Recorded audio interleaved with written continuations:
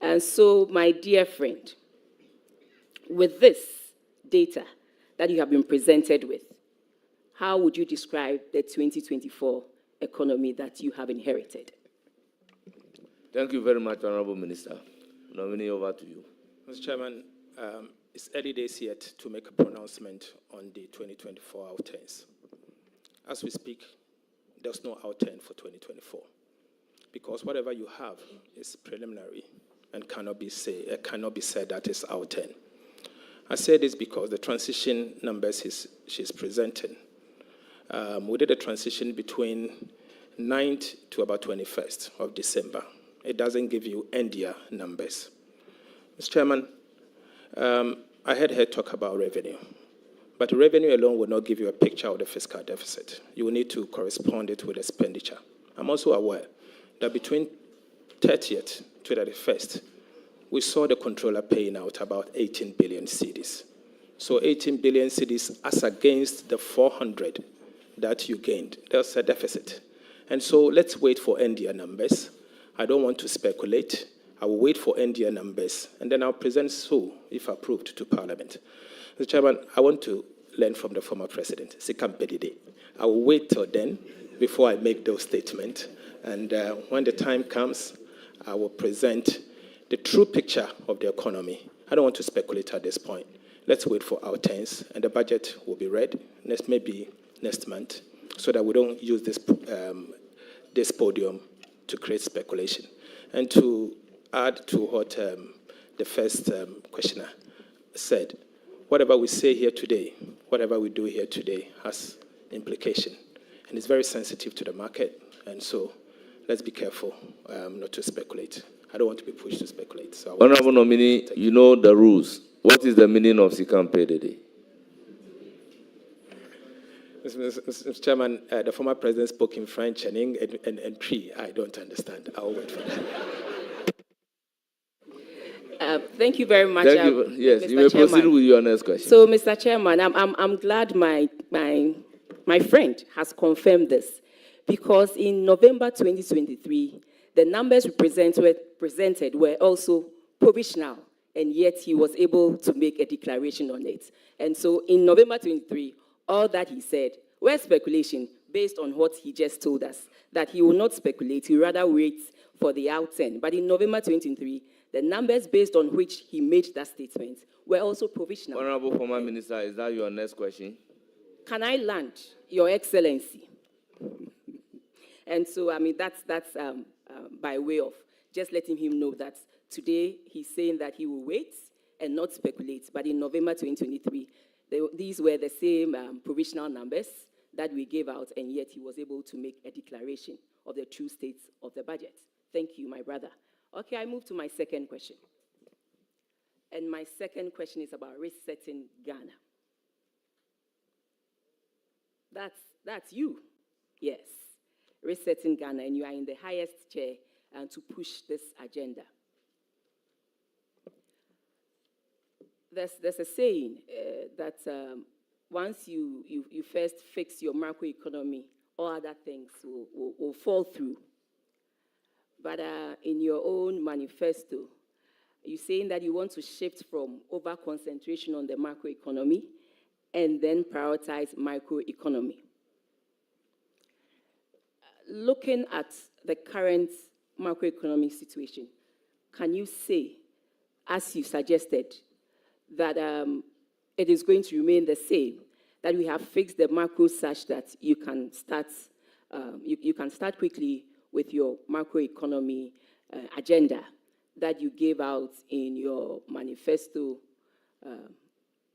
I just want you to share with us what you think you will do to hit the ground running, as you said in your manifesto, moving away from the macroeconomy because you think we have fixed that for you, and then you want to ride on the back of that to continue with your macroeconomy, as you stated in the manifesto. Thank you very much. You may proceed to answer. Mr. Chairman, I want to leave this with us. Ghana is not out of the woods yet. In fact, we are still in the woods. And there's a lot more work we have to do, as long as the macro is concerned. But it's important for us to understand that you don't only grow the economy from the macro, you grow the economy also from the micro. You don't necessarily create jobs only from the macro, you create jobs from the micro. You don't stabilize the city only from the micro, you stabilize the city also from the micro. Mr. Chairman, it is obvious that in the last many years, Ghana has overly concentrated on the macroeconomy. I think we need to get back to basics. If you want to fix the city and you fail to deal with the structural challenges you face as a country, you will firefight. In the end, it will be short-term. We need to deal with it. Yes, you can use the macro to deal with the short-term challenges. But what about the micro? Now your oil revenue is dwindling by 30%, for 37%. And you want cities. You have hydrocarbon asset sitting, becoming stranded. What are you doing at the micro side to make sure you can pump in the revenue, bring the oil out, and then get enough revenue to support the economy? What are you doing? You have a cocoa industry that is collapsing, moving from 968,000 metric tons per annum to less than 500,000. What are you doing? These are micro issues that we have to deal with. And I believe that ministers of finance should not only be at the ministry just to pay people. That is only a function of the Ministry of Finance. But ministers of finance must and will have to also pay attention to the economic development mandate of the ministry. So I can assure you, what we said in our manifesto, we stand by it. We will have to do something different. And when approved, with your help, I would dedicate once again a considerable amount of my attention towards the development of the microeconomy, the rest sectors of our economy, to help create jobs and stabilize our currency. Thank you. Thank you very much. Before your next question, Honorable Boa has a follow-up question. You are done. Okay. Chairman, thank you. I think the question brought you to the city's stability. And you know the city has depreciated by over 30%, and it's really a matter of great concern. Can you outline some of the steps you take to stabilize the city? Thank you, Mr. Chairman. Mr. Chairman, Bank of Ghana alone cannot anchor the Ghana city. The Ministry of Finance will have to play a critical role in anchoring the Ghana city. Mr. Chairman, in the shortest possible time, it is our responsibility to make sure we reduce inflation to 8% plus or minus 2, the target band, in the shortest possible time. Inflation, 8% plus or minus 2. And we'll do that through a careful but strong front-loaded fiscal consolidation agenda, expenditure-based, let me put it this way. And when we're able to do that, it will help the central bank, the monetary authorities, to be able to save reserves and be able to protect the city or come in to intervene when the need arises. But let me also say that all said and done, that is the short-term measure. But in the long term, as a country, we need to sustainably anchor the Ghana city with a number of policies. And then DC, through our manifesto, we've announced a number of them. First is the establishment of the Ghana Gold Board, so that we can use the gold in a way to bring in the forex, the needed forex, to support the city in the very short term. Second, as part of our manifesto, we said we are going to revitalize the palm industry and the cocoa industry. We're already in talks with the World Bank to have that and to make sure that happens. I believe the cocoa and the palm industry will also go a long way to support, bring in the needed forex to support. In fact, cocoa had been the mainstay of our economy over the years until recent that the forex is not coming in. We have to do some work, obviously, with the non-traditional export as well. And most importantly for me, we also need to deal with the hydrocarbons that over the last 8 years, Mr. Chairman, the questioner was a former minister for petroleum. You agree with me that in the last 8 years, we've not been able to bring on stream any additional oil field. That is a major concern. It's not that we don't have the oil is there. It's not that we cannot get additional forex to support. But we need to be quick. And these are things that the Ministry of Finance will have to play a very critical role. So we will sustainably anchor the city by ensuring that these major policies are introduced in the shortest possible time to ensure that we can have a stable city. And that's my priority. As I've said, and I've said it so many times, my priority is stable city, low prices, and indeed job creation. That is a priority, and I'll work to make sure that happens. Thank you.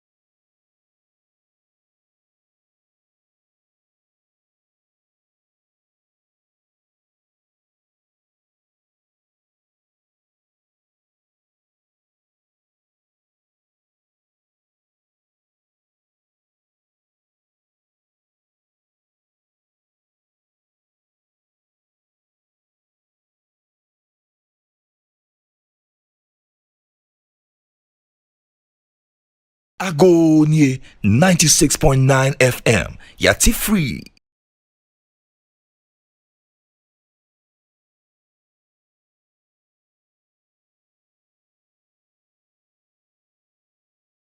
Agonie 96.9 FM. Yati free. Agonie 96.9 FM. Yati free. Agonie 96.9 FM. Yati free. Agonie 96.9 FM. Yati free. Agonie 96.9 FM. Yati free. Agonie 96.9 FM.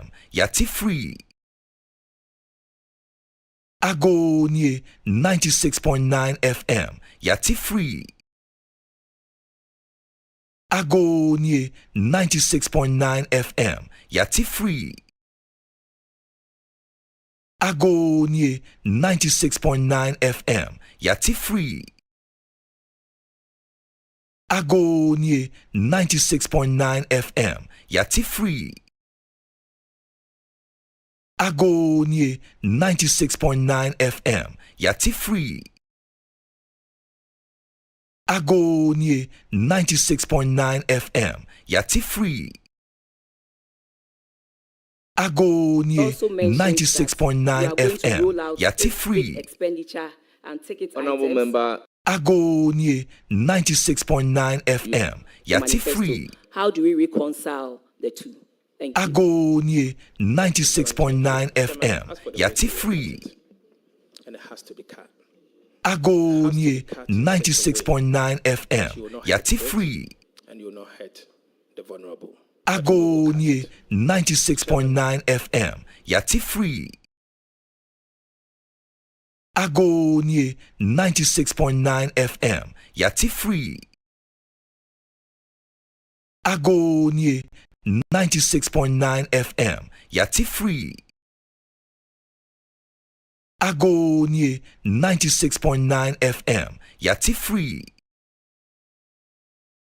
Agonie 96.9 FM. Yati free.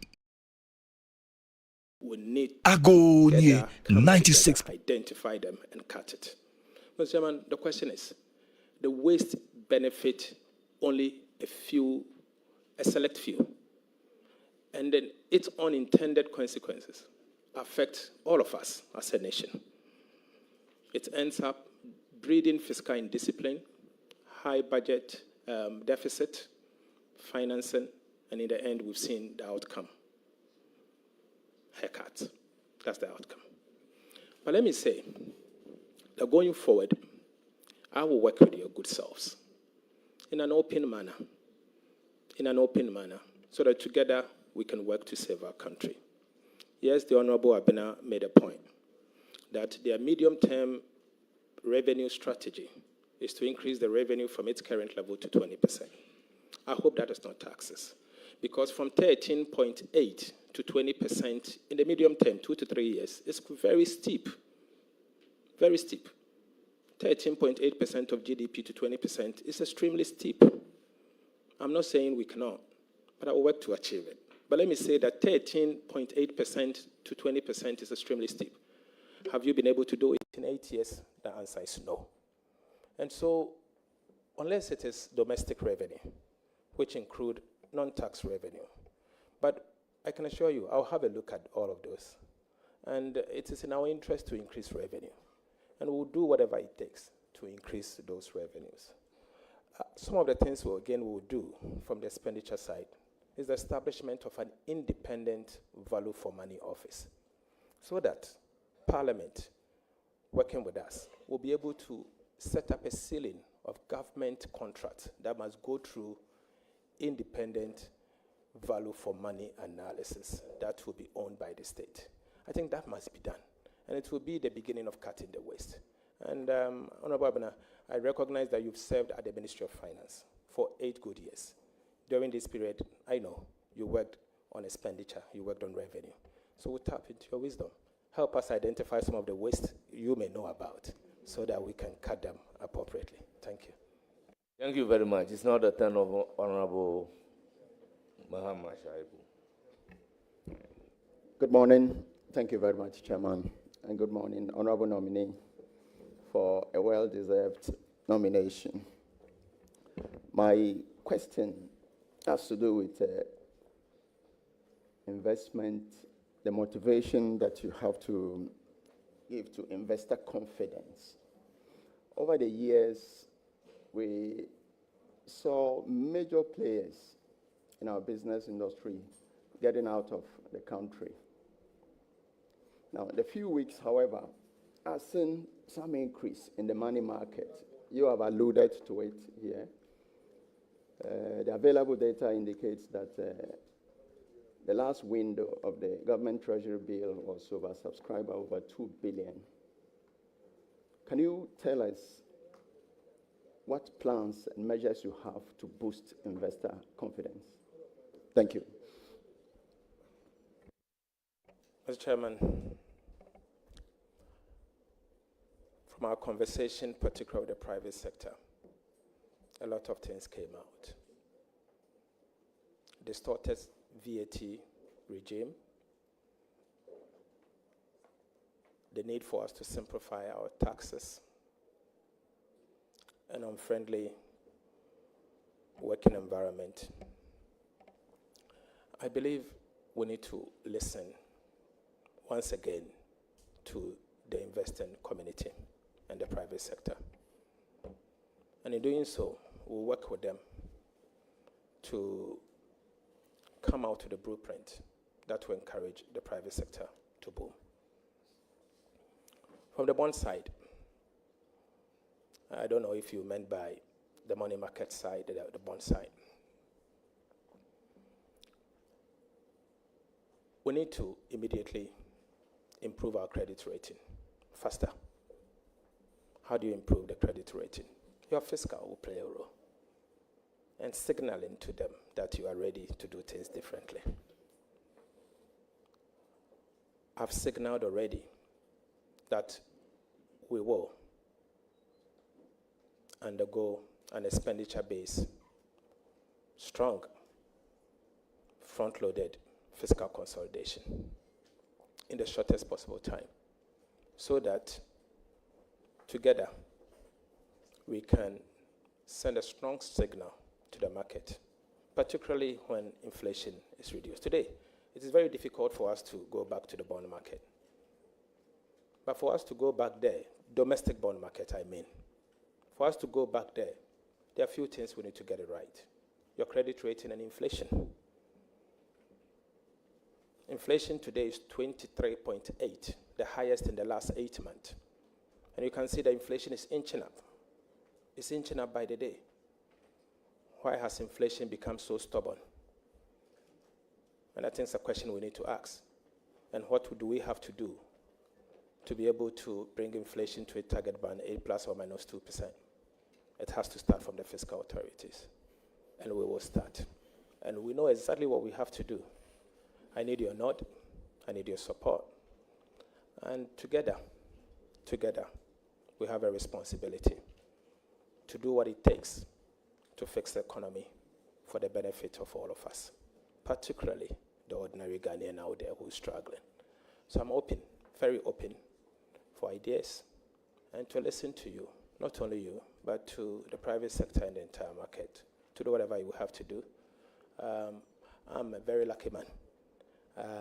I come to this job, apart from my personal experience, but I worked under an astute finance minister, the Honorable Seth, who's like a father to me. I'll reach out anytime, and there are a lot of people. And Honorable Abena is here, a sister I know, Honorable Amin, the former past minister. And so, let's see. Whatever it takes, we'll do it. Thank you. Thank you very much. I will now give the floor to Honorable Alassane Umar. Thank you, Chairman, for giving me this opportunity. Mr. Nominee and Leader, congratulations. I have a question on public debt. And I'll base it on the mid-year